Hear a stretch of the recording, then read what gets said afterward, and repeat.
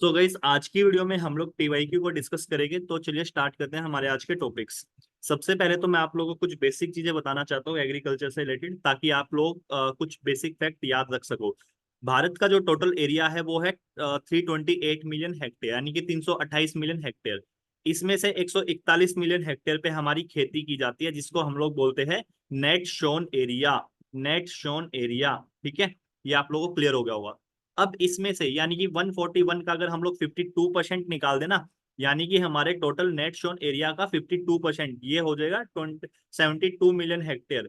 ये जो है ना, ये जो पर्टिकुलर एरिया है, ये हमारा रेनफॉल पे डिपेंडेंट है, यानी कि बारिश पे डिपेंडेंट है। ओके, यहाँ पे ऐसा कोई इरिगेशन फैसिलिटीज नहीं है तो बहुत कम है। मोस्टली ये डिपेंडेंट किस पे, रेनफॉल पे। यानी कि अगर कोई particular year, let's say El Nino year है, एल नीनो ईयर है, तो ऑब्वियस सी बात है हमारा ये 72 मिलियन हेक्टेयर का जो एरिया है ये इम्पैक्ट होगा, जिसकी वजह से फूड इन्फ्लेशन भी बढ़ेगा। ओके, क्योंकि यहाँ पे जो खेती की जा रही है, ऑब्वियस सी बात है भाई, वो गड़बड़ हो जाएगी उसकी, राइट।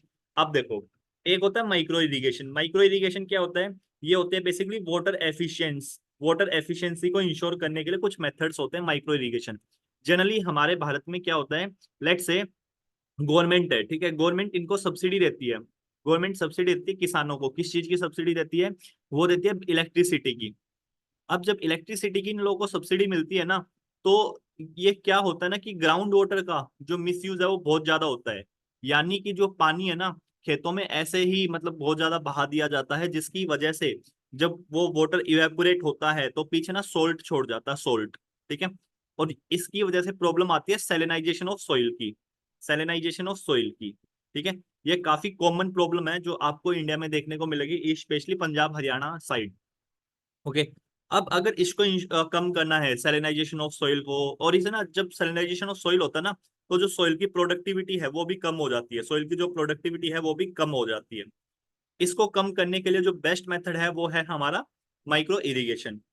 अब माइक्रो इरिगेशन का अगर हम लोग पोटेंशियल देखें ना, भारत में माइक्रो इरिगेशन का पोटेंशियल देखिए, वो काफी अच्छा है। मतलब कि 70 मिलियन हेक्टेयर में हम लोग माइक्रो इरिगेशन कर सकते हैं, इतना पोटेंशियल है। लेकिन एक्चुअल जो किया जा रहा है ना, वो किया जा रहा है 10 मिलियन हेक्टेयर के अंडर। यानी कि आप लोग देख सकते हो जितना एक्चुअल पोटेंशियल है और जितना किया जा रहा है, वो काफी, उसका काफी गैप है। ओके। एज ऑफ नाउ ये जो 10 मिलियन हेक्टेयर है ना, ये है area under micro irrigation. Area under micro irrigation. Okay, micro irrigation क्या होता है, मैं हम इसको काफी डिटेल में डिस्कस करेंगे वैसे भी। इसके बाद देखो, अशोक दलवाई ने ये बोला, अशोक दलवाई कमेटी ने ये बोला कि अगर हम इसको इम्प्लीमेंट करते हैं माइक्रो इरिगेशन को, तो इससे ना डब्ल्यूपीआई आएगा। डब्ल्यूपीआई क्या होता है भाई? डब्ल्यूपीआई क्या होता है? ये कीवर्ड है, शॉर्ट वर्ड है, जो मैंने अपने लिए याद करने के लिए बनाया हुआ है। और डब्ल्यूपीआई लिख के 40 45 50 लिख देना, बस कुछ नहीं लिखना, ठीक है। अब इससे क्या होगा? 40% वोटर, 40% जो वोटर लॉस होता था वो कम होगा भाई।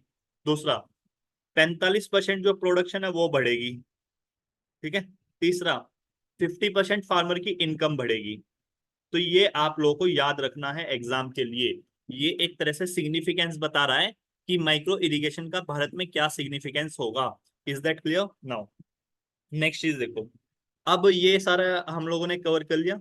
जो जीडीपी है ना, वो भारत एग्रीकल्चर, मतलब जो जीडीपी है वो कितना कंट्रीब्यूट करती है? एग्रीकल्चर जीडीपी में कितना कंट्रीब्यूट करती है? वो कंट्रीब्यूट करती है 18%। और as per periodic labour force survey के अकॉर्डिंग 745% जो एम्प्लॉयमेंट है वो भी एग्रीकल्चर सेक्टर में ही है। किसान जो है बेसिकली, अगर हम लोग ओवरऑल देखें, तो 22% फार्मर जो है वो बीपीएल के अंडर आते हैं, यानी कि बिलो पॉवर्टी लाइन कैटेगरी के अंडर आते हैं। एक फार्मर एवरेज अर्न करता है 3 time less than non farmer. Let say एक नॉन फार्मर जो है ना, अगर वो 300 रुपए कमा रहा है ना, तो एक फार्मर सिर्फ 100 ही रुपए कमा रहा है, ठीक है। क्योंकि जो ये है ना, एक फार्मर है, ये फार्मर है, ये मतलब 3 गुना कम कमाता है as compare to a non farmer, जो कि दूसरे सेक्टर में कहीं ना कहीं एंगेज्ड है। ये बेसिकली बता रहा है pathetic situation of our agriculture sector, in short. Okay. Next, situational assessment survey, इसके अकॉर्डिंग जो एक एवरेज इनकम है ना, एवरेज मंथली इनकम है फार्मर की, वो कहीं ना कहीं 10,000 रुपए है। और जो इनकम इनकी कल्टीवेशन से आती है, यानी कि खेती करके आती है, वो है 37%।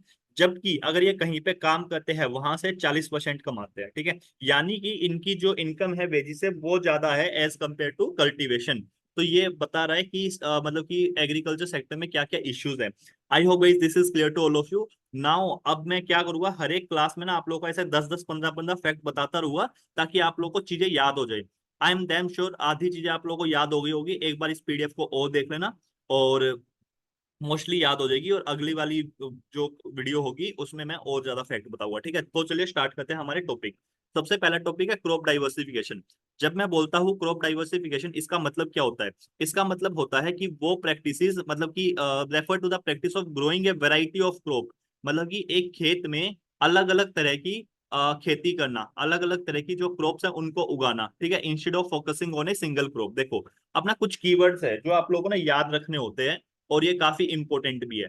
सबसे पहला हो गया क्रॉप डाइवर्स, क्लियर हो गया होगा। अब ना इससे रिलेटेड कुछ इंपॉर्टेंट कीवर्ड्स है वो और देख लेते हैं एक बार जल्दी से, ताकि आप लोगों को ना इन वर्ड्स में कुछ इश्यू ना हो कभी भी।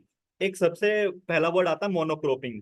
मोनोक्रोपिंग का मतलब होता है बेसिकली एक ही तरह की क्रॉप्स उगाना, एक ही तरह की क्रॉप्स उगाना। ठीक है, एग्जाम्पल के तौर पे राइस ही राइस उगाना, वीटी वीट उगाना। ठीक है, इस तरह से मतलब तुम एक फोकस कर रहे हो सिंगल क्रॉप पे, मोनोमन सिंगल।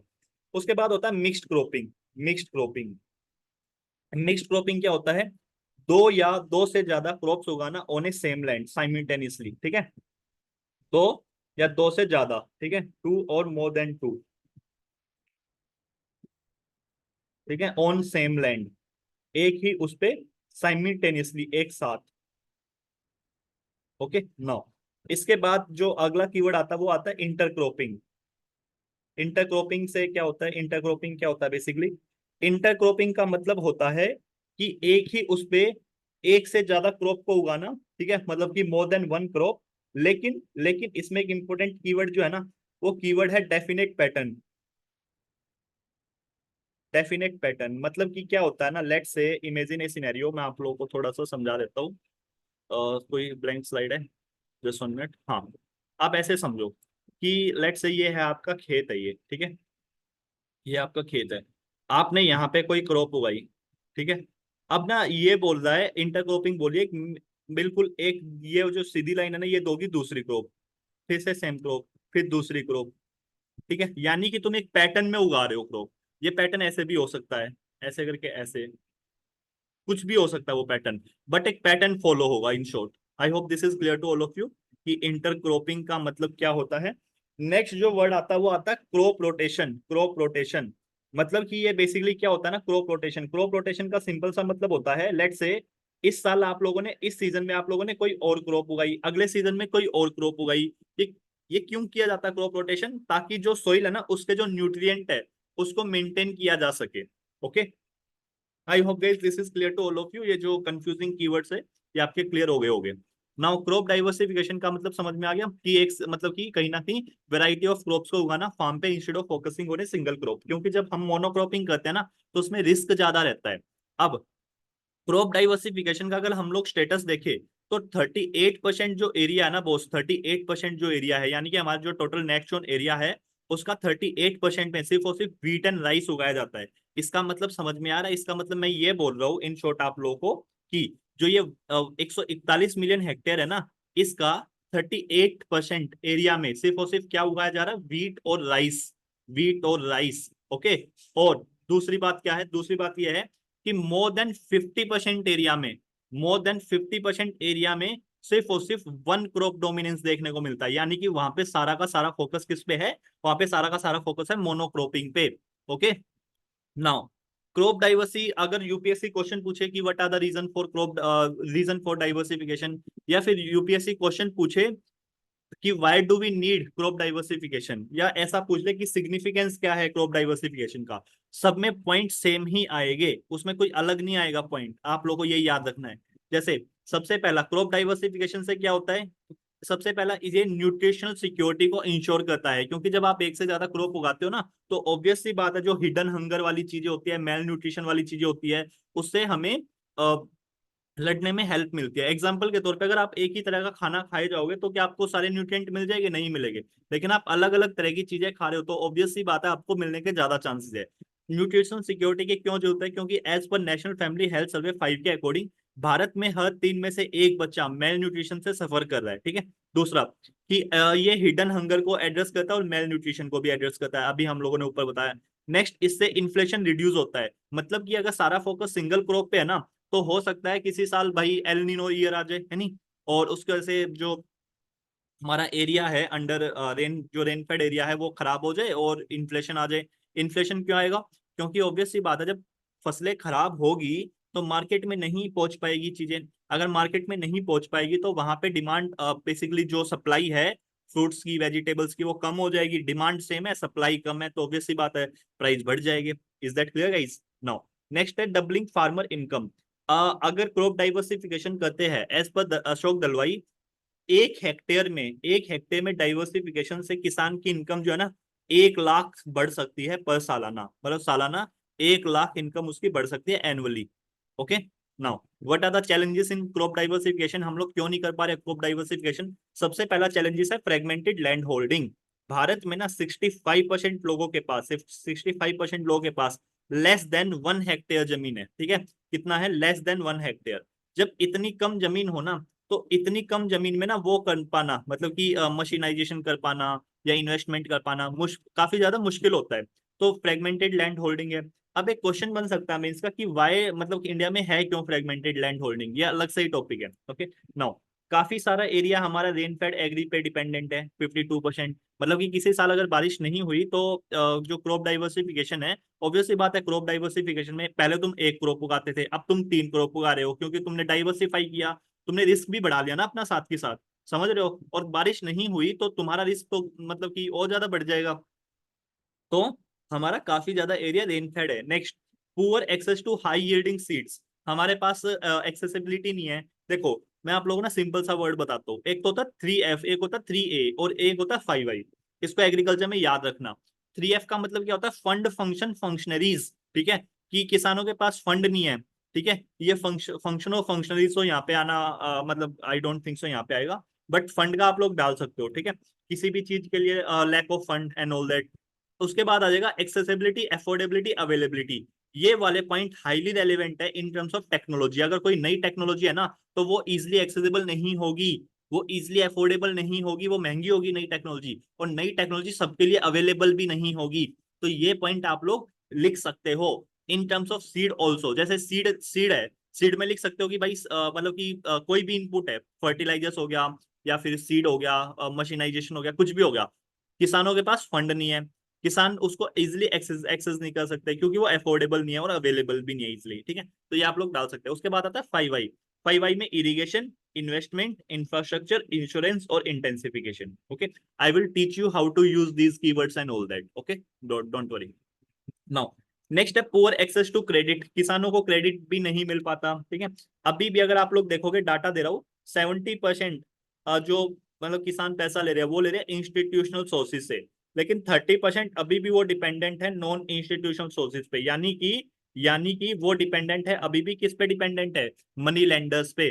कैपिटल इंटेंसिव, जैसे फ्रूट्स हो गए, वेजिटेबल उगाना हो गया, इनमें ना काफी ज्यादा ना इनिशियल कैपिटल चाहिए, मतलब कि पैसा चाहिए आपको ये चीजें उगाने के लिए एंड ऑल दैट। तो काफी ज्यादा कैपिटल इंटेंसिव होते हैं। ठीक है, स्टार्टिंग में किसानों के पास पैसा होता नहीं है, क्योंकि एवरेज फार्मर की इनकम कितनी है? 10,000 रुपया।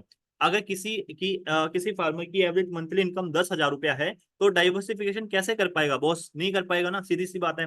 नेक्स्ट, लॉन्ग जेस्टेशन पीरियड, मतलब कि लेट्स से तुमने फ्रूट्स एंड वेजिटेबल उगा भी लिए तो उनको काफी ज्यादा टाइम लग जाता है उनको हार्वेस्ट करने में, उनको पूरी तरह से फलने में। ओके, नेक्स्ट है low cropping intensity, low yield of pulses, oil seed, nutri cereals, मतलब कि उनकी यील्ड काफी ज्यादा कम होती है, पल्सिस की, ऑयल सीड की, न्यूट्री सीरियल्स की। गवर्नमेंट की कुछ फॉल्टी गवर्नमेंट स्कीम्स, एग्जांपल के तौर पे गवर्नमेंट जो है ना एमएसपी दे रही है, मिनिमम स्पॉट प्राइस, लेकिन वो ओपन प्रोक्योर करिए सिर्फ वीट और राइस पे। तो ऑब्वियस सी बात है भाई, हर कोई जो है वो वीट एंड राइस ही उगाएगा। समझ लो मैं क्या बोल रहा हूँ? क्योंकि तुमने एमएसपी डिक्लेयर किया 22 क्रॉप्स पे, पर तुम गारंटी ले रहे हो सिर्फ 2 क्रॉप्स की, वीट और राइस की। तो हर कोई किस पे वो करेगा? हर कोई क्या उगाएगा? वो उगाएगा वीट और राइस, क्योंकि हर किसी को एक तरह से गारंटी चाहिए। Are you getting it guys? तो इसको बोलते हैं ओपन एंडेड प्रोक्योरमेंट, जिसके अंडर सिर्फ वीट और राइस को ही प्रोक्योर किया जाता है। Next, monsoon dependent, I think ये हो चुका है, रिपीटेड पॉइंट है। Okay, leave it. Next, lack of upward and backward linkages with industry. ये जो अपवर्ड और बैकवर्ड लिंकेजेस है, ये हमारा आगे एक टॉपिक आएगा फूड इंडस्ट्री, वहां पे मैं इसको काफी अच्छे से डिटेल में समझाऊंगा। ठीक है, सो डोंट वरी। नेक्स्ट है infrastructure.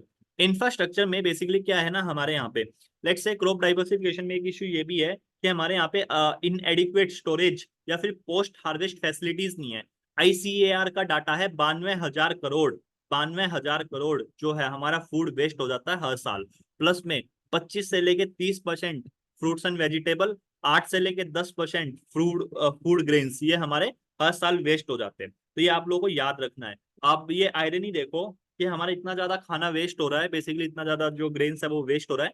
On the other hand India में, भारत में हर 3 में से एक बच्चा मेल न्यूट्रिशन से सफर कर रहा है।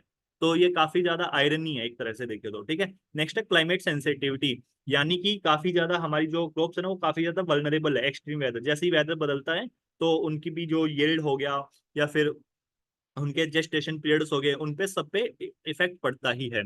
I hope guys this is clear to all of you, ठीक है। चलो आगे बढ़े नाउ। इसके बाद है स्ट्रेटेजी। सबसे पहले ये देख लेते हैं कि क्रॉप डाइवर्सिफिकेशन काम कैसे करता है, या इसका इम्पैक्ट क्या होता है, या इसका सिग्निफिकेंस। सबसे पहला, growing a variety of crop. जब हम एक से ज्यादा क्रॉप उगाते हैं ना तो उससे रिस्क घट जाता है, रिस्क बढ़ भी जाता है घट भी जाता है। लेकिन अभी हम पॉजिटिव लिख रहे हैं तो यहाँ पे रिस्क घट जाएगा। सोइल हेल्थ को ये इंप्रूव करेगा। क्यों इंप्रूव करेगा? जैसे अभी बताया था ना मैंने, क्रॉप रोटेशन, कि एक पहले इस सीजन अलग क्रॉप उगा ली, उस सीजन अलग क्रॉप उगा ली। जब हम दो तरह अलग अलग तरह की क्रॉप्स ही एक साथ उगा रहे हैं तो ऑब्वियस सी बात है ना भाई साहब, जो सोइल के न्यूट्रिएंट्स वगैरह है, सोइल को न्यूट्रिएंट वगैरह भी मिलेंगे, है नहीं। और इससे किसानों का प्रॉफिट भी बढ़ेगा। जैसे अब अभी हम लोगों ने देखा ना, अगर 1 हेक्टेयर में वो किसान वो करता है, मतलब कि क्रॉप डाइवर्सिफिकेशन करता है, तो उसकी जो इनकम है वो 1 लाख रुपया पर एनम बढ़ने के ज्यादा चांसेस रहते हैं, as per Ashok Dalwai panel, ठीक है। नाउ क्या क्या मेथड यूज किए जाते हैं क्रॉप डाइवर्सिफिकेशन से related? Multi cropping, inter cropping, crop rotation, integrated life stock, ठीक है। ये मैं तीनों वर्ड समझा चुका हूँ आप लोगों को। इंटीग्रेटेड लाइफ स्टॉक का मतलब होता है कि खेती के साथ आप कुछ लाइफ स्टॉक का भी वो कर रहे हो, मतलब एग्जांपल के तौर पे आप मुर्गी पालन कर रहे हो, फिशरी पालन कर रहे हो, ठीक है। या फिर आप गाय भैंस इस तरह की चीजें भी वो कर रहे हो साथ की साथ ही। तो इसको बोलते हैं लाइफ स्टॉक को इंटीग्रेट करना क्रॉप्स के साथ, ओके। और प्लस में जो ये लाइफ स्टॉक होता है ये कहीं ना कहीं ये प्रोवाइड करता है, क्या प्रोवाइड करता है? मेन्योर, ठीक है। यानी कि ये बेसिकली जो फर्टिलाइजर्स वगैरह होते हैं ना, cow dung and all that, ये एक्ट करते हैं एज ए काउ, मतलब एक्ट करते हैं एज ए फर्टिलाइजर्स। नेक्स्ट हो गया address issue with monocropping. Obvious सी बात है, क्रॉप डाइवर्सिफिकेशन जो है ना, मोनोक्रॉपिंग से रिलेटेड जो जो इश्यूज है उन सबको एड्रेस करेगा। अब देखो क्रॉप डाइवर्सिफिकेशन के, सॉरी, मोनोक्रॉपिंग के जो भी नेगेटिव पॉइंट है, क्या क्रॉप डाइवर्सिफिकेशन उसको एड्रेस करेगा? बिल्कुल करेगा सर, ठीक है। तो ऑब्वियस सी बात, आप इनको वो कर सकते हो। तो एड्रेस इश्यू विद मोनोक्रॉपिंग, सबसे पहला है soil depletion, increase cost, vulnerability to price and climate changes. तो ये सारे के सारे पॉजिटिव पॉइंट्स आप लोग लिख सकते हो, ओके। नाउ एडवांटेज क्या भाई क्रॉप डाइवर्सिफिकेशन का? एडवांटेज हम लोगों ने यहाँ पे लिख चुके हैं, ये रहा एडवांटेज भाई, ये सारी चीजें करेगा। प्लस में ये और ऐड कर लो। सबसे पहला रिस्क मैनेजमेंट, कि जो रिस्क है पेस्ट से, डिजीज से, वेदर से, वो कम हो जाता है। इकोनॉमिक बेनिफिट, इनकम रिस्क थोड़ा स्प्रेड हो जाता है, मैक्सिमाइज हो जाती है अर्निंग जब मल्टीपल क्रॉप्स उगाई जाती है। एनवायरमेंटल बेनिफिट, जो पेस्टिसाइड्स है उनकी नीड्स को रिड्यूस किया जा सकता है, chemical fertilisers, maintain soil nutrient, conserve water. कैसे किया जा सकता है ये? Through integrate livestock, integrate livestock के थ्रू, okay. Next, consumer benefit, encourage diverse diet leading to better eating habits, sustainability. ये आप लोग लिख सकते हो, okay. But these are the main point, ये आपके मेन पॉइंट है, ओके। अगर 15 मैक्सिमम जो है 15 मार्कर में आएगा तो 15 मार्कर के लिए इनफ कंटेंट है, 15 मार्कर के लिए इनफ कंटेंट है, डोंट वरी। नाउ क्या क्या स्ट्रेटेजी है भाई जिसकी वजह से हम लोग इनको बढ़ा, मतलब कि क्रॉप डाइवर्सिफिकेशन को और ज्यादा बेटर बना सकते हैं? सबसे पहला, develop high yielding varieties of seed as per agro climatic conditions. मतलब कि जहां पे जिस तरह का क्लाइमेट हो उस तरह के जो सीड्स है, वहां पे उस तरह की जो क्रॉप्स है वो उगाई जानी चाहिए through high yielding variety seeds. मतलब कि जनरली क्या है ना, जैसे पंजाब वाला रीजन है, पंजाब वाला region that is not suitable for rice cultivation. West Bengal वाला रीजन जो है ना वो सुटेबल है राइस के लिए, गैंगेटिक प्लेन वाला रीजन सुटेबल है। लेकिन पंजाब जो है ना वो सुटेबल नहीं है राइस के लिए, लेकिन फिर भी वहां पे उगाई जाती है, मतलब वहां पे चावल उगाए जाते हैं, right. Next, focus on development of agriculture production cluster, जैसे एफपीओ, फार्मर प्रोड्यूसर ऑर्गेनाइजेशन। काफी सारे फार्मर एक साथ आए, है नहीं, तो उस तरह से काफी मतलब अच्छे से क्रॉप डाइवर्सिफिकेशन की जा सकती है। माइक्रो इरिगेशन को अडॉप्ट करके, efficient implementation of PM Asha scheme, प्रधानमंत्री फसल बीमा योजना, जो एक क्रॉप इंश्योरेंस स्कीम है। क्योंकि ऑब्वियसली बात है, जब हम लोग क्रॉप डाइवर्सिफाई करते हैं ना तो हमारा रिस्क भी बढ़ेगा, रिस्क भी बढ़ेगा, ठीक है। एक साइड रिस्क बढ़ेगा भी घटेगा भी। Next, control price price volatility through operation green. Operation green में क्या आता है, टोमेटो, ऑनियन, पोटैटो, ठीक है। मतलब जब भी इनकी सप्लाई वो होती है ना मार्केट में, अगर कम होती है, मतलब कि लेट से इनकी सप्लाई मार्केट में कम होगी तो इनके प्राइस शूट कर जाते हैं। तो उस सिनेरियो में ऑपरेशन ग्रीन के अंडर प्राइस को कंट्रोल किया जाता है by inducing more supply into the economy. Okay, is that clear? ये मैं ऑलरेडी समझा चुका हूँ। तो गाइज हमारा क्रॉप डाइवर्सिफिकेशन वाला टॉपिक कंप्लीट हो गया। अब हम लोग जल्दी से देख लेते हैं कि क्या क्या फैक्टर्स है जो इन्फ्लुएंस करते हैं क्रॉपिंग पैटर्न को। सबसे पहला है क्लाइमेट एंड वेदर। किसी भी जगह का जो क्लाइमेट और वेदर है वो डिटरमाइन करेगा कि वहां पे किस तरह की क्रॉप उगाई जाएगी। एग्जाम्पल के तौर पे west Bengal is more suitable for rice due to high rainfall, plus में गैंगेटिक एरिया है इसीलिए। नेक्स्ट सॉइल टाइप, जैसे एग्जाम्पल के तौर पे कॉटन जो है ना आपको महाराष्ट्र और गुजरात साइड ही देखने को मिलेगी। रीजन क्या है, क्योंकि वहां पे आपको ब्लैक सॉइल देखने को मिलती है। वाटर अवेलेबिलिटी, जनरली इमेजिन ये सिनेरियो कि मैंने आप लोगों को बताया था कि राइस जो है ना वो एग्रो क्लाइमेटिक कंडीशंस के अकॉर्डिंग पंजाब में नहीं उगाया जाना चाहिए, लेकिन वहां पे फिर भी उगाया जा रहा है। रीजन क्या है, बिकॉज इरिगेशन फैसिलिटीज अवेलेबल है वहां पे, ठीक है। तो जो इरिगेशन है ना वो भी डिपेंड करता है कि वहां पे इरिगेशन फैसिलिटीज कैसी है कैसी नहीं है। एग्जाम्पल के तौर पे जो राजस्थान है ना, राजस्थान जो है वहां पे ऐसा नहीं है भाई, वहां की जो सोइल है उसकी जो प्रोडक्टिविटी है वो कम है, ऐसा नहीं है। वहां की सोइल की प्रोडक्टिविटी अच्छी है, कोई दिक्कत नहीं है। तो इसीलिए वहां पे गवर्नमेंट इरिगेशन फैसिलिटीज वगैरह प्रोवाइड करने की बात की जा रही है, इसीलिए हम लोगों ने वहां पे इंदिरा गांधी कैनाल वगैरह वो चलाया था। Okay, next market demand. Obvious सी बात है यार, जिस चीज की मार्केट डिमांड होगी वही चीज तो होगी ना, क्योंकि कहीं ना कहीं मार्केट डिमांड ही प्रॉफिटेबल क्रॉप्स चॉइसेस को प्रेफर करती है। मतलब कि आप लोग ऐसे समझो कि अगर आप लोग को मालूम है गर्मी है, गर्मी के मौसम में गन्ने का जूस हर कोई पीता है, तो ऑब्वियस सी बात है भाई ये प्रॉफिटेबल क्रॉप है एज ऑफ नाउ इन। तो लेकिन इस तरह से ना हर एक उसका सीजन का एक डिमांड होती है कि किस सीजन में किस चीज की डिमांड बढ़ रही है। प्लस में गवर्नमेंट पॉलिसीज, ऑब्वियस सी बात है कि अगर गवर्नमेंट पॉलिसीज किसी पर्टिकुलर क्रॉप को फेवर करेगी तो क्या वो क्रॉपिंग पैटर्न में देखने को मिलेगा, बिल्कुल देखने को मिलेगा। अगर गवर्नमेंट खुद ही वीट और राइस को फेवर करे तो हमको देखने को मिलेगा वो, समझ रहे हो। नाउ क्या क्या चेंजेस किए जा सकते हैं वाइबल फार्मिंग के लिए, मतलब क्रॉपिंग पैटर्न में। डाइवर्सिफाई कर दो, हाई वैल्यू क्रॉप्स को इंट्रोड्यूस करो, क्लाइमेट रेजिलिएंट क्रॉप्स होनी चाहिए जैसे मिलेट्स वगैरह, ऑर्गेनिक फार्मिंग को प्रमोट करो और वाटर एफिशिएंसी को इंश्योर करो। कैसे इंश्योर करेंगे, by the adoption of micro irrigation. अब यहाँ पे माइक्रो इरिगेशन का डाटा डाल देना। क्या है माइक्रो इरिगेशन का डाटा, बताओ भाई, कमेंट करके बताओ जल्दी से। माइक्रो इरिगेशन का डाटा भी मैंने पीछे बताया था ना आप लोगों को, वही। नाउ अब क्वेश्चन आ जाए कि किसी भी चीज की ना यील्ड कम हो रही है, जैसे ये क्वेश्चन था, ये रहा, what are the major reason for declining yield. अब यहाँ पे ना कुछ भी क्वेश्चन आ जाए, ठीक है, मतलब कि कोई और क्रॉप का नाम लिखाओ, सबके पॉइंट सेम ही रहेंगे। आप ये चीजें लिख सकते हो कि fragmented land holding, rain fed agriculture, poor access to high yielding seed, poor access to credit. तो डोंट यू थिंक सो ये जो पॉइंट है, चैलेंजेस जो है, ये इक्वली रेलेवेंट रहेंगे। क्लाइमेट सेंसिटिविटी, इंफ्रास्ट्रक्चर, ऑब्वियस सी बात है, ठीक है। यानी कि मैं क्या कहने की कोशिश कर रहा हूं ना, आप लोगों को एग्जाम में ये देखना है, पढ़ना आप लोगों ने कम पढ़ना है लेकिन अच्छे से पढ़ना है, और उसी चीज को ना आपको यूज करना आना चाहिए अलग अलग जगह पे। आप लोगों ने जब चैलेंज पढ़ लिया तो क्या आप इसमें नहीं यूज कर सकते इन चैलेंजेस को कि भाई मेजर रीजन क्या है डिक्लाइनिंग उसका, तो ऑब्वियसली बात है सारे मेजर रीजन है नहीं, लेकिन फिर भी अलग से थोड़ा बहुत कर लेते हैं।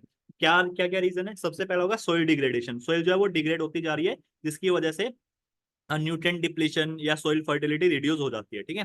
क्लाइमेट चेंज, टेम्परेचर एक्सट्रीम हो रहा है, अनप्रेडिक्टेबल वेदर की वजह से जो ग्रोथ साइकिल है वो डिस्टर्ब हो रही है। एल नीनो ईयर, ला नीना ईयर, ट्रिपल डिप ला नीना, है नहीं, तो इस तरह से। वाटर इशू, वाटर स्कार्सिटी बहुत ज्यादा है, प्लस में पुअर इरिगेशन प्रैक्टिसेस जो है वो क्रॉप प्रोडक्टिविटी को कम कर देती है। Paste disease attack, input dependency, मतलब कि हमारे यहाँ पे जो फर्टिलाइजर्स है ना इनका काफी ज्यादा ओवर यूज किया जाता है।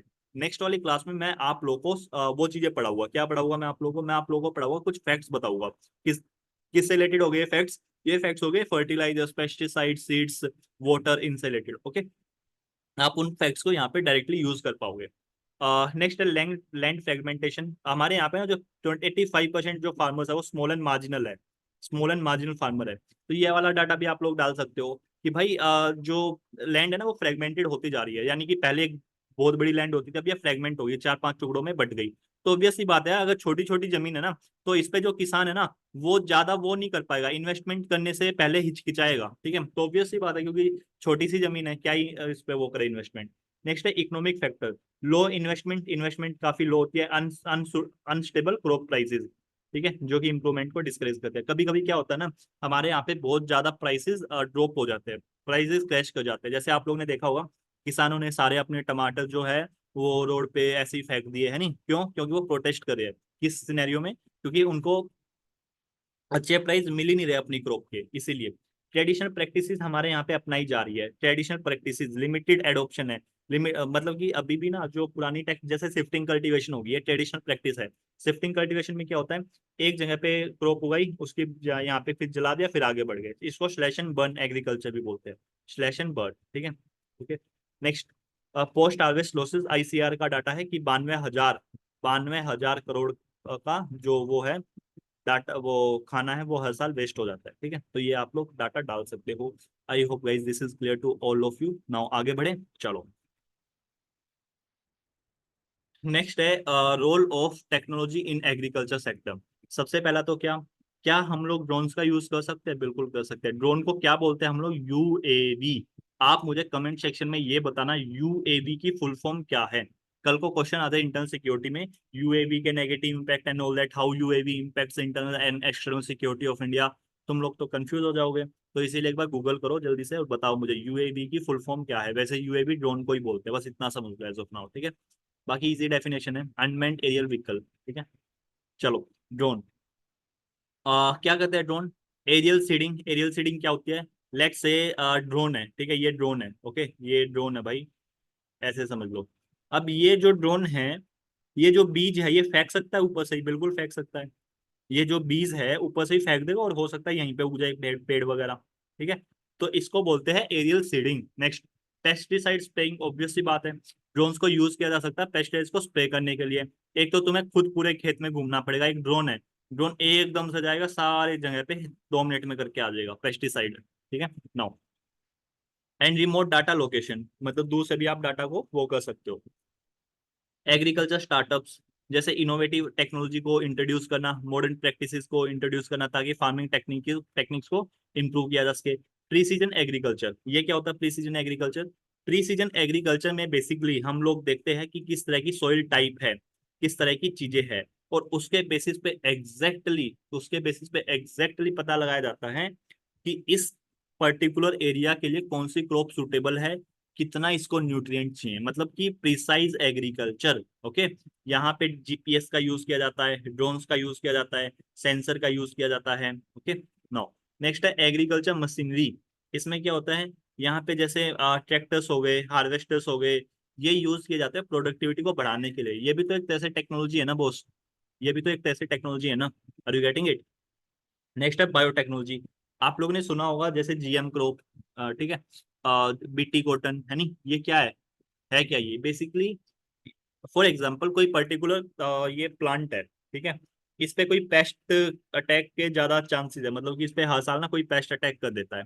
तो बेसिकली तुम क्या कर सकते हो, तुम इसके जो जीन है ना, इस प्लांट के जो जीन है, इसमें कुछ चेंजेस कर सकते हो, और इसमें चेंजेस करके कुछ दूसरी तरह का बैक्टीरिया हो गया या कुछ और हो गया वो डाल सकते हो, जिसकी वजह से पेस्ट अटैक इस पे ना करे। तो इसको बोलते हैं जीएम क्रॉप, यानी कि जेनेटिकली मॉडिफाइड।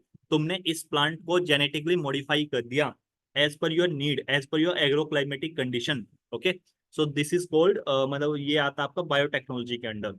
यहाँ पे हम लोग पेस्ट रेसिस्टेंस क्रॉप को भी डेवलप कर सकते हैं, ड्रोट रेसिस्टेंस को भी, हाई यील्ड क्रॉप्स को भी, ताकि प्रोडक्टिविटी और क्वालिटी को बढ़ाया जा सके। Food processing and preservation, ensure food safety and longer shelf life. Obviously बात है, अगर फूड प्रोसेसिंग हमारी अच्छी होगी और जो प्रिजर्वेशन है, जैसे कोल्ड चेन फैसिलिटीज होती है ना, वो कहीं ना कहीं टेक्नोलॉजी में ही आ जाएगी। ओके, तो उससे जो लॉन्गर शेल्फ लाइफ, मतलब कि पर्टिकुलर जो चीज है, जैसे टमाटर है, उसको आप बाहर रख दो, एक फ्रिज में रख दो, ऑब्वियसली बात है बाहर जल्दी खराब हो जाएगा, फ्रिज में कम खराब होगा, है नहीं? तो उसी तरह से इससे हमारा जो वेस्ट है वो भी रिड्यूस होगा और स्टोरेज भी बढ़ेगी। जैसे हर साल हमारा कितना वेस्ट हो जाता है? 92,000 करोड़ का आईसीआर का डाटा है ना, 92,000 करोड़ का फूड। तो वो आप लोग यहाँ पे पॉइंट डाल सकते हो। नेक्स्ट, मार्केट एक्सेस, जैसे ई नाम हो गया, ठीक है, जैसे ई कॉमर्स साइट्स होगी, जैसे आप लोगों ने सुना होगा सफल हो गया, ठीक है, और क्या हो गया, जैसे रिलायंस जियो हो गया। ठीक है, ये क्या करते हैं, ये डायरेक्टली फार्मर से प्रोक्योर करते हैं और वहां पे बेचते हैं। तो कहीं ना कहीं ये मार्केट एक्सेस ही है कि इंटरनेट का यूज करके, या फिर आपको जहाँ पे भी लोकल एरिया में या इंटरनेशनल मार्केट में जो भी बेटर प्राइस मिले, आप उसके बेसिस पे अपनी क्रॉप को बेच सकते हो। गवर्नमेंट ने क्या क्या स्टेप्स लिए? सबसे पहला है डिजिटल एग्रीकल्चर मिशन इनिशिएटिव। ये 2021 में स्टार्ट किया गया था ताकि जो एग्रीकल्चर में स्टार्टअप किए जा रहे हैं एडवांस टेक्नोलॉजी के लिए उनको सपोर्ट किया जा सके। एग्रीस्टेक, ये मिनिस्ट्री ऑफ एग्रीकल्चर का एक तरह से प्लान किया हुआ वो है। यहाँ पे बेसिकली जो टेक्नोलॉजी है ना, टेक्नोलॉजी बेस्ड एग्रीकल्चर इंटरवेंशंस, ये सारी प्लान की जा रही है। यूनिफाइड फार्मर सर्विस प्लेटफॉर्म, यहाँ पे basically infrastructure, data, application, tool, इन सबको एक तरह से कंबाइन किया जाता है ताकि अच्छे तरीके से सर्विसेज प्रोवाइड की जा सके। सब मिशन ऑन एग्रीकल्चर मशीनाइजेशन, ये 2014-15 में लॉन्च की गई थी ताकि फार्म मशीनाइजेशन को इंक्रीज किया जा सके, okay, small and marginal farmer के लिए। इससे अलग मैं आप लोगों को कुछ और अलग से चीजें बता देता हूँ ताकि आप लोग उसको एग्जाम में अच्छे तरीके से यूज कर पाए। देखो, अब ये चीज देखो, सबसे पहला क्या है, सबसे पहला है ये गोल्ड फार्म। गोल्ड फार्म है बेसिकली मशीनाइजेशन के लिए, मतलब कि अगर किसी को मशीनाइजेशन करनी है ना तो उसके लिए ऐप है, ठीक है। ये इजी वे में आप लोगों को हेल्प करेगी। ई चौपाल हो गया, ठीक है। ई चौपाल में बेसिकली क्या है, ये ई चौपाल की वजह से ना जो पोस्ट हार्वेस्ट लॉसेस है वो आपके कम हो सकते हैं, रिड्यूस पोस्ट हार्वेस्ट लॉसेस, ठीक है। ई नाम क्या है, ये बेसिकली आपको कनेक्ट करेगी, किससे कनेक्ट करेगी, सेलर और बायर को, सेलर एंड बायर। और उसके बाद और कुछ है, उसके बाद है फसल, एक इनिशिएटिव है फसल, एआई एंड बिग डाटा। इससे क्या होगा, इससे बेसिकली आपकी प्रोडक्टिविटी बढ़ेगी, ठीक है। एग्जैक्टली जैसे प्रिसीजन एग्रीकल्चर होता है ना, इससे आपकी एनहेंस्ड प्रोडक्टिविटी, ठीक है, तो ये आपकी बढ़ेगी। प्लस में इससे अलग और कुछ याद आ रहा है, जस्ट लेट मी, हाँ, एक है जय किसान लोन। जय किसान लोन से क्या होता है भाई, ये बेसिकली आपको लोन वगैरह थोड़ा इजी वे में प्रोवाइड करा देते हैं, ठीक है, जय किसान लोन। तो ये कुछ एडिशनल पॉइंट्स है जो आप लोग अपने एग्जाम में लिख सकते हो। I hope guys this is clear to all of you, ठीक है। आगे बढ़े। अब इसमें ना एग्री कहिए, हम लोगों ने कर तो लिया role of agriculture and all that, but इसमें ना कुछ इश्यूज है। क्या इश्यूज है भाई, वो देखे। सबसे पहला लिमिटेड डिजिटल लिटरेसी, भाई हर किसी को ये ऐप यूज नहीं करनी आ रही। स्टार्टिंग की जो कॉस्ट है ना वो काफी ज्यादा ज्यादा होती है, ठीक है, मतलब कि इनिशियल कॉस्ट जो होती है, इन्वेस्टमेंट होती है, काफी चाहिए होती है। लेकिन हमारे यहाँ पे जो फार्मर है उसकी एवरेज इनकम ही 10,000 रुपये, तो वो कैसे बेचारा वो करेगा इन्वेस्ट। फ्रेगमेंटेड लैंड होल्डिंग, 85% जो हमारे यहाँ पे स्मॉल एंड मार्जिनल फार्मर है, तो वो कैसे इन्वेस्ट कर पाएंगे, है नहीं। लार्ज स्केल मशीनाइजेशन नहीं अडोप्ट कर पाएंगे, इकोनॉमी ऑफ स्केल कम हो जाता है। लिमिटेड इंफ्रास्ट्रक्चर, जो लैक ऑफ बेसिक इंफ्रास्ट्रक्चर जैसे इलेक्ट्रिसिटी हो गया, इंटरकनेक्टिविटी हो गया, वो भी नहीं है। यानी कि प्री रेक्वेजिट, जो प्री रेक्वेजिट चीजें होती है ना वही नहीं है यहाँ पे, ठीक है।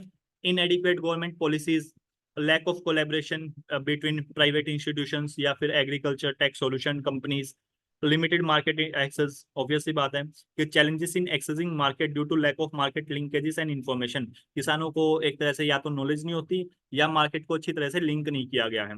नेक्स्ट है drone regulation issue, privacy concern due to sophisticated sensor and cameras on drone, okay. तो ये सारी चीजें आप लोग को इश्यूज में देखने को मिल जाएगी। I hope this is clear to all of you. Next है हमारा मोस्ट इंपोर्टेंट टॉपिक जिसका नाम है millets Shri Anna, okay.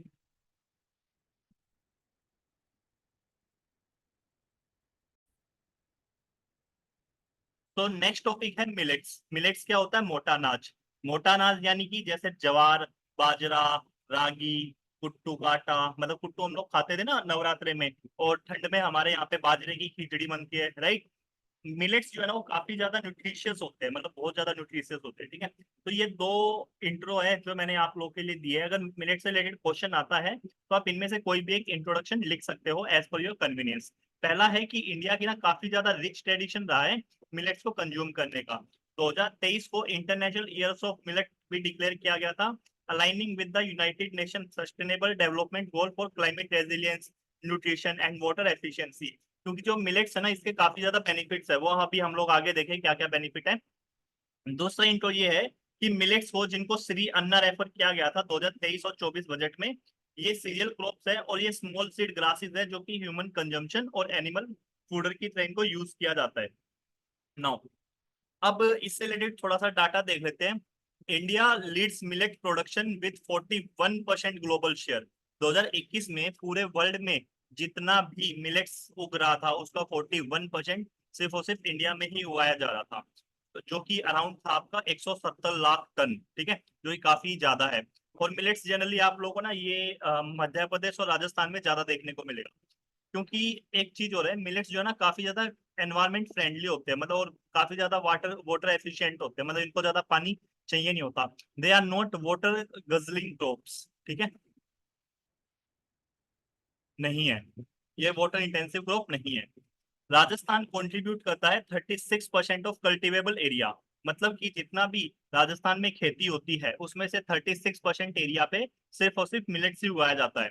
Per capita availability जो है मिलेट्स की 2021 में वो थी 12.3 किलोग्राम, यानी कि पर पर्सन 12.3 केजी मिलेट्स कंज्यूम कर सकता है हर एक इंसान, इतनी अवेलेबिलिटी थी। ओके, नाउ इंडिया की जो एवरेज यील्ड है मिलेट्स की वो हाइयर है as compare to global average, ये आप लोग को याद रखना है। तो ये पॉजिटिव पॉइंट भी है और ये फैक्ट भी है जिनको आप अपने एग्जाम में डायरेक्टली यूज कर सकते हो। Now why do we need millets, what are the importance, या क्वेश्चन आ जाए सिग्निफिकेंस क्या है, या क्वेश्चन आ जाए कि हमें नीड क्या है, कि हमें शिफ्ट क्यों होना चाहिए मिलेट्स की ओर। सबसे पहला, इसके काफी ज्यादा न्यूट्रिशनल बेनिफिट्स है, जैसे ये कैल्शियम, जिंक, मैग्नीशियम, इन सब में रिच होता है। प्लस में ग्लूटेन फ्री भी होता है, काफी सारे लोग हैं जिनको ना थोड़ा ग्लूटेन का इश्यू रहता है। ओके, तो मेरे दो तीन फ्रेंड है बेसिकली। नाउ क्लाइमेट फ्रेंडली है, क्लाइमेट फ्रेंडली का मतलब क्या है कि resilient to climate change, climate change का ना इन पे उतना इम्पैक्ट नहीं पड़ता जितना कि बाकी क्रॉप्स पे पड़ता है। प्लस में पेस्ट फ्री है, adaptable to various temperature and moisture regimes, मतलब कि ये अडेप्ट कर लेते हैं खुद को। प्लस में रेजिलियंट है, यानी कि क्लाइमेट चेंज का ज्यादा इफेक्ट नहीं पड़ता। और पेस्ट फ्री है। ओके, मतलब ऐसा जैसे हर एक चीज से रिलेटेड आप लोगों को कुछ ना डिजीज देखने को मिल जाते हैं पर्टिकुलर क्रॉप से रिलेटेड, तो ऐसा ना मिलेट्स में नहीं देखने को मिलते। प्लस में ये वाटर एफिशिएंट है, यानी कि इनको ज्यादा पानी नहीं चाहिए होता। इवन जो ड्रॉट प्रोन एरिया है वहां पे भी ये अच्छे से उग जाते हैं, और इनको बहुत कम रेनफॉल चाहिए होते हैं, बहुत कम मिनिमल। इसीलिए राजस्थान में जो है ना और तो क्रॉप उगा नहीं सकते, तो इसीलिए वहां पे मिलेट्स अच्छे से उगाए जाते हैं। Now they are also viable for small farmers, because इसमें ज्यादा इन्वेस्टमेंट चाहिए नहीं होती। प्लस में इसके मल्टीपल यूजेस होते हैं, मतलब फूड, फूड बायोफ्यूल सब में यूज किया जा सकता है। और जो हमारे सस्टेनेबल डेवलपमेंट गोल्स है, यूनाइटेड नेशन के जो सस्टेनेबल डेवलपमेंट गोल्स है, ये उससे अलाइंड भी है, ठीक है। मतलब ये सपोर्ट करते हैं, जैसे zero hunger, good health, economic growth, responsible consumption, climate action and life on land, ये हर एक चीज को प्रमोट करते हैं। और जो क्योंकि काफी ज्यादा ये इनके काफी ज्यादा न्यूट्रिशनल बेनिफिट है, तो जो मेल न्यूट्रिशन हो गया, हंगर हो गया, उनसे लड़ने में भी मिलेट्स काफी ज्यादा इंपॉर्टेंट है। तो गाइस आप लोगों को ये याद रखना है, एक तो इनमें से कोई इंट्रोवर्ट लेना, ठीक है, थोड़ा सा डाटा देख लेना। प्लस ये सब इसमें से क्या क्या रटने की जरूरत है, पहला काट ये काट दो, ये काट दो, एक तो ये कर लेना, प्रोडक्शन थोड़ा डाटा देख लेना, और इम्पोर्टेंस देख लेना। अब ये इम्पोर्टेंस है, ये है टेम्पलेट वन। अब मैं सेकंड टेम्पलेट दिखाता हूँ। अब इम्पोर्टेंस में अकॉर्डिंग टू मी, अगर क्वेश्चन में आपका इम्पोर्टेंस, सिग्निफिकेंस या नीड अगर मेन पार्ट नहीं है ना क्वेश्चन का, तो आप ये लिख देना, अगर मेन पार्ट नहीं है।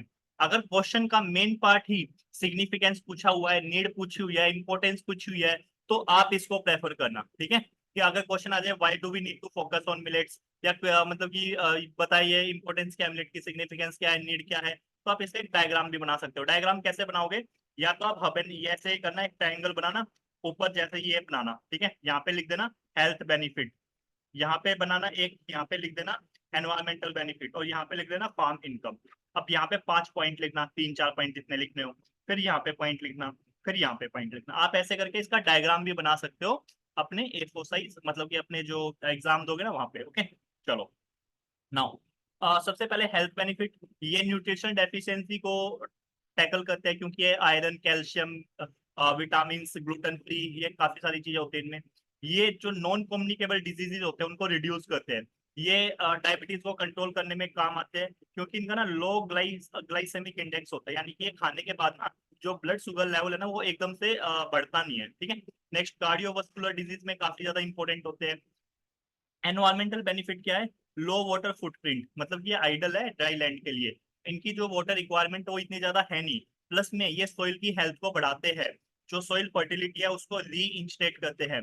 काफी ज्यादा क्लाइमेट फ्रेंडली है, हाई कार्बन सिक्वेस्ट्रेशन, यानी कि एटमोसफेयर से ये कार्बन को मतलब कि कैप्चर करते हैं।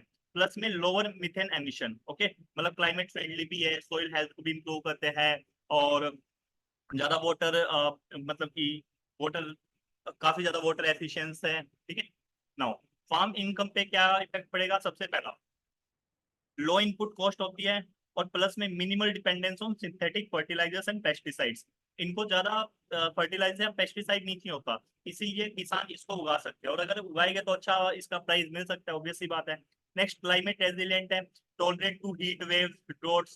तो जो रिस्क रहता है ना किसान को, वो कम हो जाएगा। मतलब कि जैसे क्रॉप डाइवर्सिफिकेशन है, क्रॉप डाइवर्सिफिकेशन में आप लोग डाल सकते हो मिलेट्स वाला एंगल, बिल्कुल डाल सकते हो। मिक्स फार्मिंग को सपोर्ट करते हैं ये, provide fodder for the cattle. Next, benefit करते हैं स्मॉल फार्मर्स को, क्योंकि इसमें लो इनपुट कॉस्ट है, प्लस में कोई लार्ज लैंड वगैरह चाहिए नहीं होती। एंड ग्रोइंग मार्केट, अभी जो मिलेट है ना, इसकी जो मार्केट है वो काफी ज्यादा बढ़ने लगी है, ठीक है, specially after government intervention. Government, जैसे हमारे यहाँ पे ना national year of millet declare किया गया था, कब किया गया था आप मुझे कमेंट सेक्शन में बताओ। And please guys do comment, because this is the only motivation that I get. इतना मैं कह सकता हूँ गारंटी के साथ कि ये जो कंटेंट है ना भाई, अगर मैं किसी कोचिंग के लिए बनाता ना तो काफी अच्छा पैसा मुझे मिल जाता, ठीक है, बट मैं ये फ्री में पढ़ा रहा हूँ यूट्यूब पे, तो एटलीस्ट आप लोग इतना तो सपोर्ट कर ही सकते हो, ठीक है। चलो, नाउ चैलेंजेस देख लेते हैं। ये पहला टेम्पलेट है चैलेंजेस का, उसके बाद एक दूसरा टेम्पलेट भी है, दोनों देखेंगे। सबसे पहला पॉलिसी मेजर्स, कि अभी कभी कभी क्या होता है ना, चैलेंजेस क्या है, हमारे यहाँ पे जो पॉलिसीज है ना, वो जनरली मिलेट्स को फेवर ही नहीं करती। फॉर एग्जांपल एमएसपी है, एमएसपी राइस और व्हीट पे दिया जाता है, तो यार अगर जिस चीज पे एमएसपी दिया जाएगा लोग वही तो उगाएंगे ना। तो हमें इस तरह से मिलेट्स को भी वो करना चाहिए, मिलेट्स को भी हमें एमएसपी के अंडर, रेजिम के अंडर लाना चाहिए। उसमें भी जैसे ओपन एंडेड प्रोक्योरमेंट होती है ना राइस और व्हीट की, इसकी भी होनी चाहिए उस सिनेरियो में, क्योंकि ये मेल न्यूट्रिशन से भी लड़ेगा, प्लस में ये काफी ज्यादा न्यूट्रिशियस भी है, और जो नॉन कम्युनिकेबल डिजीज है वो भी कम हो गए भारत में। नाउ, एक्सेसिव फोकस की वजह से राइस और व्हीट में क्या होने लगा, जो मिलेट्स की प्रोडक्शन है ना, कंजम्पशन है, वो कम होने लगी, ठीक है। मिलेट्स की कंजम्पशन कम होने लगी। यहाँ पे डाटा दिया हुआ है कि 32.9 किलोग्राम 1962 में होती थी पर कैपिटा, ठीक है, मतलब कि हर एक इंसान के मतलब 32.9 kg इतना पर कैपिटा था, जो कि घट के 4.2 kg रह गया पर कैपिटा 2010 में। तो ये आप लोग देख सकते हो। हम लोगों ने एक डाटा देखा था, राइस और व्हीट, हमारा जो टोटल नेट शोन एरिया है उसमें से 38% एरिया पे क्या उगाया जा रहा भाई, सिर्फ और सिर्फ राइस और व्हीट। आप लोगों ने देखा होगा। नेक्स्ट है सोशल फैक्टर, अर्बनाइजेशन, यानी कि shift toward readymade products dominated by rice, wheat and oats.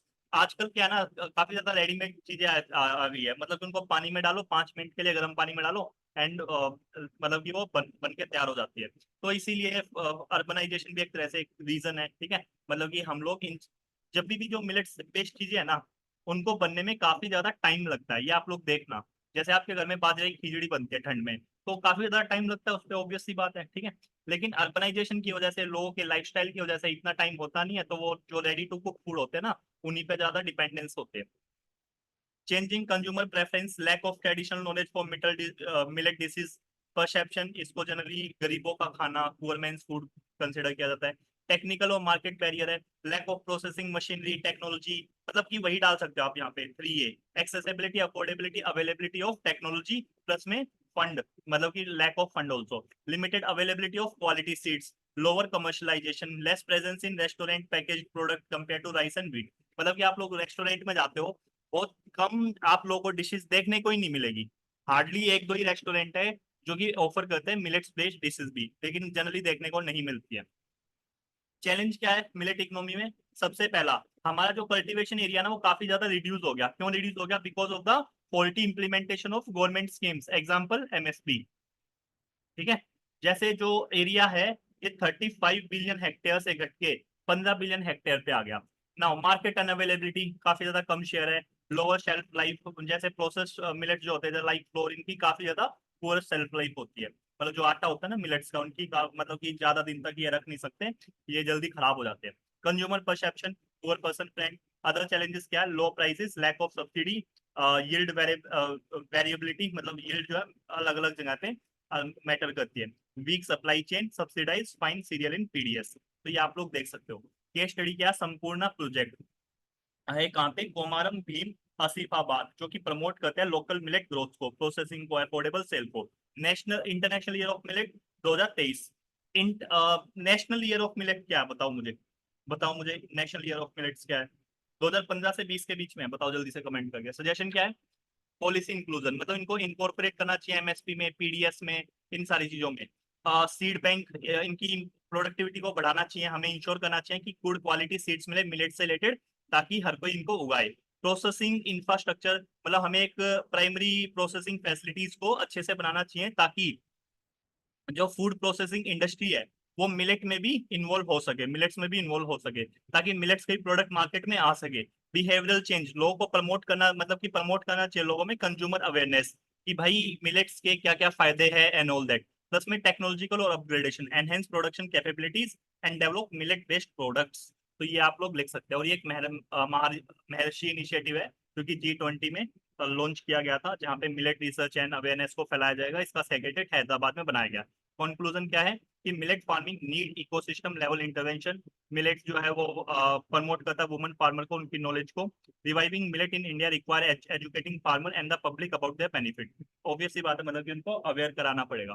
तो दैट्स ऑल गाइस, मिलते हैं हमारी नेक्स्ट वीडियो में। अगर आपको ये सेशन पसंद आया please do comment and let me know कि इस सीरीज को कंटिन्यू किया जाना चाहिए या नहीं। ओके।